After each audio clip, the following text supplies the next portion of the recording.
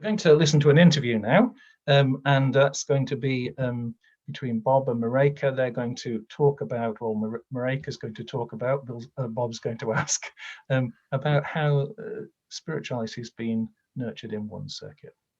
Bob, over to you.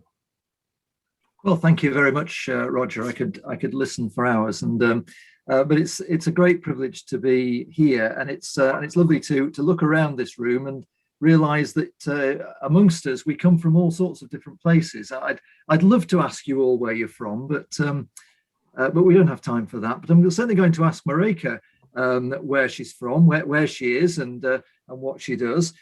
So tell us, Maryke, whereabouts do you come from?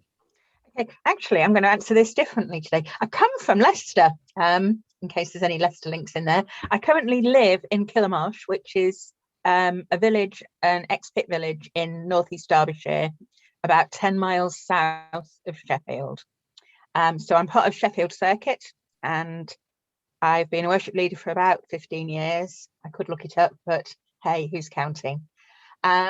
And I work still, so I work for the South Yorkshire Community Rehabilitation Company, which is part of the privatised probation service in this country, and until we get renationalised later this year.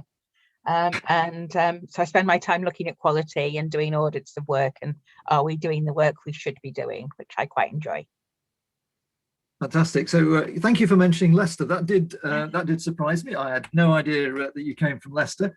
I know that you live close to the best city in the world, as far as I'm concerned, Sheffield, where I went to university. But wherever we're from whatever context we live and worship, Methodist way of life is starting to touch us in different ways. And I'm just wondering, Maryke, how did you come across Methodist way of life? Well, yeah, it was about this time, a bit earlier than this last year. I think it was February, I read an article in the Connection magazine, and at the side of the article there was it was a 2-page spread, and right on the, I think, right hand side there was a little column with the commitments typed out, and I can't scan or anything clever like that, so I retyped it out myself and made bookmarks which I gave to everybody in my chapel. Because I just thought it was such a nice, concise way of really encouraging people to think. And we were just about to go into Lent, and I thought, this is a bookmark people could use during Lent, or use it as a sticker, or put it on their fridge or whatever, to start thinking about what is it that makes us Methodist. Excellent. So that's how you came across Methodist way of life. And you've said a little bit about what appeals to you about it, but obviously you've taken Methodist way of life, and you've kind of taken it a little bit further, haven't you? So do you want to tell us about what you then did with that idea amongst your church? Okay, yeah. So as I say, I mean, we started with just the bookmark, and then we went into lockdown. Obviously, how can anybody forget? And it went on to a bit of a back burner, but as a chapel, we went on to hosting a weekly service very quickly online, and kept all of our members by doing that, which was just brilliant, and in fact gained some who'd moved away. And of an evening we had a nightly Skype talk, one night a week, that morphed into a quiz, and that was just really good, because between 7 and 7:30 people could just drop in and say what their days had been like. We've got quite a few people who work as key workers, or family members as key workers, so it was a way of supporting them. We've got quite a few people who are single, so it was making sure that people had somebody to talk to in a day if they'd been locked in the house all day. So the Skype talk started very quickly, probably second or third week into lockdown. It was really quick. One of our circuit co-supers started a Facebook page about looking at Methodist way of life, initially for Sheffield, but it's actually become a national page now. And that morphed into a prayer session led by various people. I mean, she still leads the prayers quite often, but other people in the group have started leading prayers, and supporting that by lots of other people dipping in and saying, well, who can I pray for and how can I pray for you tonight? So there's a whole community of prayer there. And in my church, some of us sort of dipped in and out of that, but it wasn't what we were looking for somehow. Over time, and certainly I suppose during the summer when conditions eased a bit and we came out of it and we were allowed to go out a bit more, we started up tentatively our coffee morning, and somebody, one of the other stewards at my church, said to me, could you do something with a bit more depth? Because these Skype talks were okay right at the beginning when none of us knew what we were doing, but every evening just saying to each other, how are you, has limitations. So I said, well, it's funny you should ask. And we've struggled to host regular Bible studies. I mean, I've been up here for 20 years now, and we've tried several times, and they work for a bit and they fizzle away, and then they work for a bit and they fizzle away. And this time it's been really clear that people have had more time, fewer other distractions, and so people really have committed. And so we've been doing a weekly look at the questions that came out later. So for me, the statements and the commitments came out first, and then I became aware of the questions partly by the co-super using them, and then partly by going on the national website and reading more. So I got copies of the questions for everybody, and we've gone through twice now. We're actually taking a little break for Lent, and we're doing a book called Living by the Rule, which I'll talk about in the next section, by Cathy Galloway. So, but it's very much, it's a link. It's about the Iona community's rule. So, but no, so we've managed to get a really stable group looking, and slowly getting deeper. That's fantastic, and I'm just amazed by the number of different ideas which have come together, and the ideas that you've used to reach out in this way and to explore the Christian life among people who maybe don't necessarily find it that easy to talk about this sort of stuff. What difference would you say that it's made in the life of your group and the church that you serve in?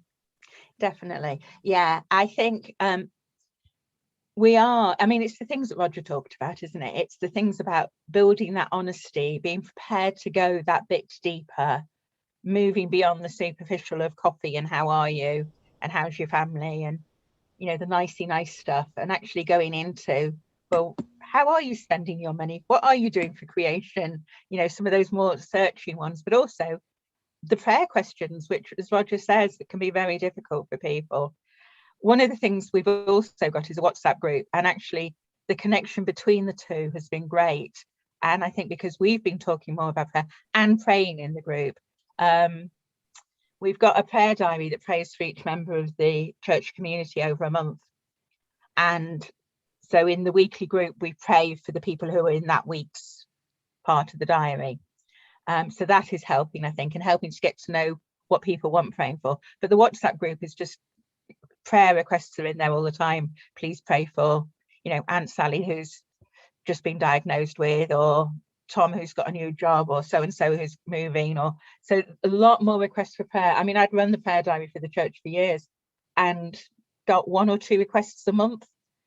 And that really has blossomed, I think, from us actually having more opportunities and more methodologies and opportunities to actually talk about prayer and encourage people to know that it's okay to ask for prayer.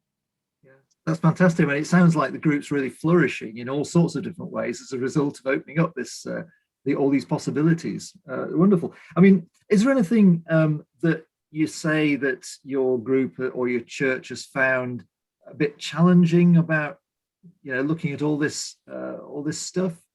I really liked, Roger mentioned it, the we, and then that, but it's a balance between the I and the we, because actually certainly the first time through, people were, as a church, we talked about strengths and weaknesses, and as a church I think we're much stronger on the learning and caring, especially the caring side and the serving side, and we're not as strong on the prayer and evangelism side, although we're good at worship, I think.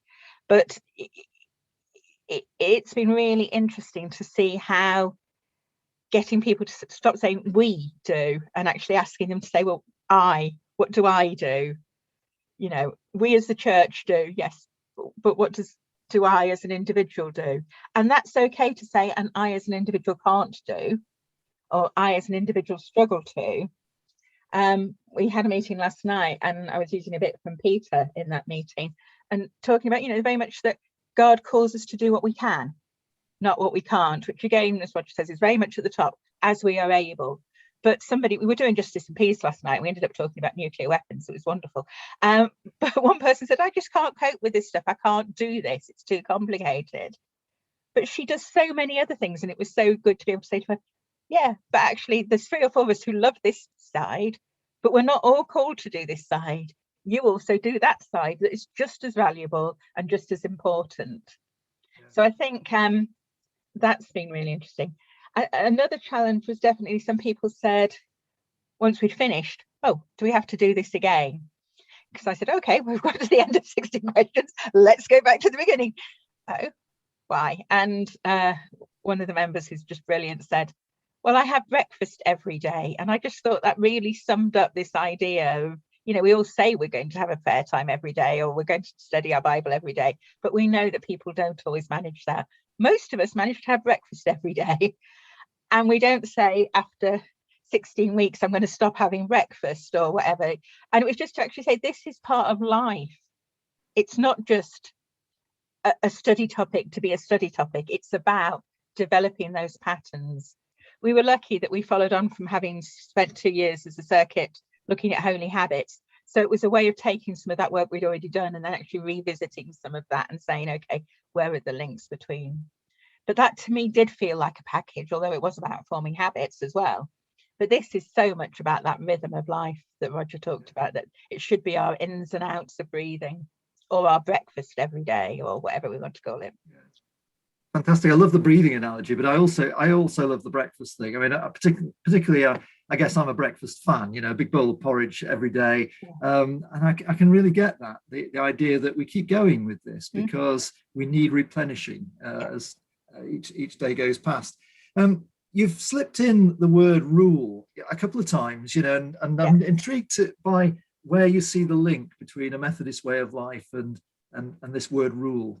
Yeah, as I said, we've stopped for Lent to look at Living by the Rule, which is a little book by Kathy Galloway, really little, if anybody wants to have a look at it for it.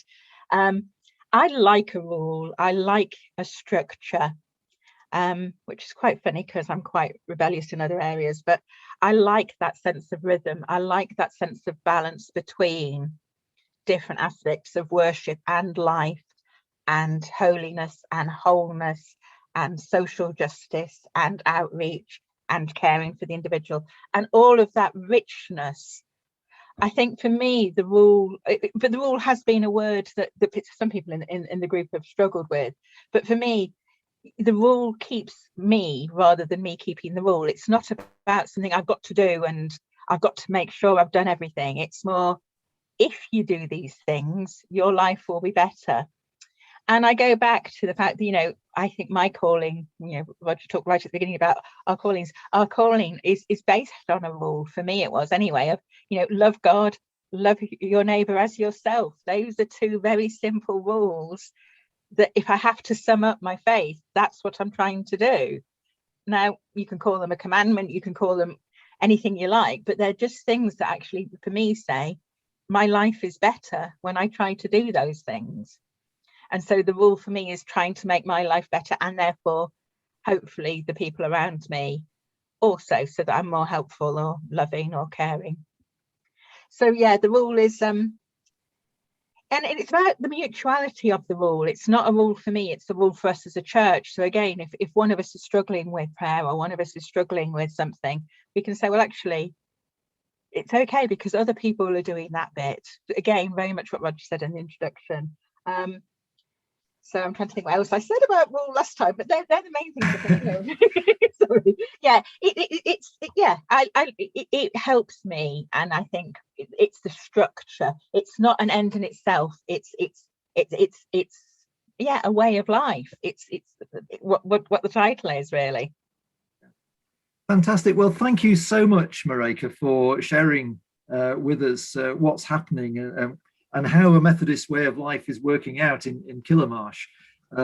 It's been a real privilege to get to know you a little bit and to speak to you about this.